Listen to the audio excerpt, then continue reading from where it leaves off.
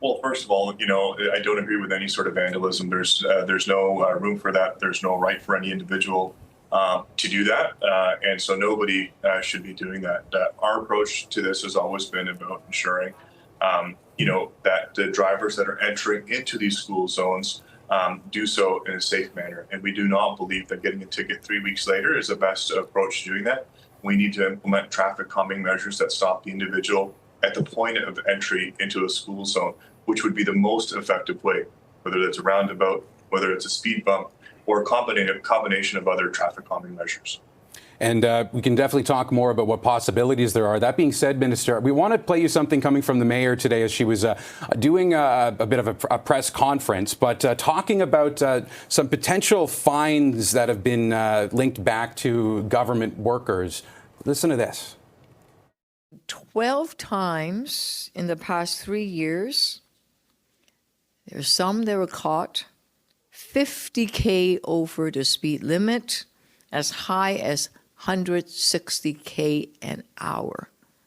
By God, no wonder they don't like speed cameras, because they catch them while they're breaking the law. Okay? 162K, my God.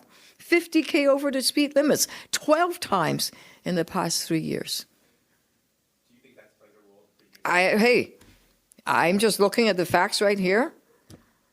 If they're speeding, they got caught. Maybe that's why they don't like these cameras, because they're breaking the law. You're hearing there, Minister, from our mayor talking about about roughly 24 government and different cabinet ministers' vehicles that have speeding tickets, according to reports, numbering 3,000 or more in fines. What do you have to say about what the mayor's saying? And she said she's speaking facts there. Well, look, first and foremost, totally unacceptable to have to be breaking the law, whether it comes to speeding and not following the posted limits. It's about safety and ensuring that individuals can't travel those speeds. And what our position has been is to ensure that, somebody getting a ticket 3 weeks later usually doesn't know that they're speeding through a zone. So why don't we tackle it at the point of entry, which is done by traffic calming measures? Look, the City of Toronto the province of Ontario issued close to 1.3 million tickets this year, or a year from today.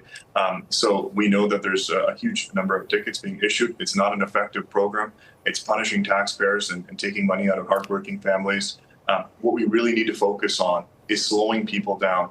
And in doing so, especially in school zones, we need to ensure that people can't get over, posted speed limits when we are trying to protect children in these very vulnerable positions and areas. So that's been our approach. We're going to work with the municipalities through funding mechanisms to help them be able to achieve that and accomplish that. But ultimately, we do not believe getting a ticket 3 weeks later is the best approach to that. But Minister, just responding to that, there are studies, including from Sick Kids, that we've talked about before, that just having speed cameras does effectively reduce speeding vehicles in school zones by 45%. And just on top of that, when we talk about these being a cash grab, that's something I know your boss likes to say quite a bit.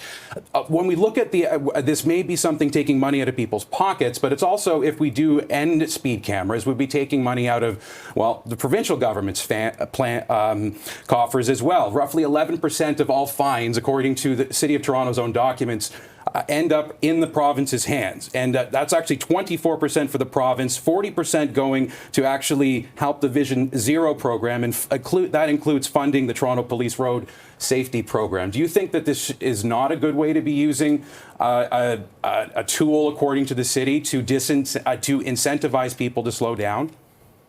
Well, I'll address the first part of your question as well. Look, if we want to limit the speed of individuals entering into a zone, it's still, my position on that would be, how do we get that individual to not speed ever again? And one of the only ways to do so is by having speed bumps, for example. It doesn't matter if you're traveling 100 kilometers, 70 kilometers. If you have a speed bump in front of you, you are forced to slow your vehicle down. A camera does not force you to slow a vehicle down. So if we're trying to limit to the most extent possible, the highest extent possible, the speed of an individual trying to get into a school zone, there's nothing more effective than either a roundabout, a speed bump, that can be installed.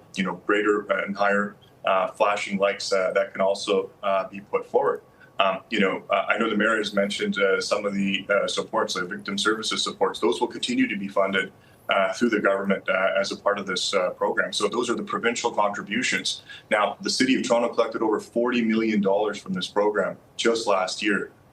One camera, handing over 70,000 tickets, just one individual camera. So is that very effective in calming or slowing speeders down in that area? If one camera is issuing 70,000 tickets? I don't think so. I think we need to look at a different approach that doesn't punish the pocketbook, but actually gives us a result of slowing people down in those very in those community or school zones. Okay. Ontario Minister of Transportation, Sarkaria, thank you very much for your time.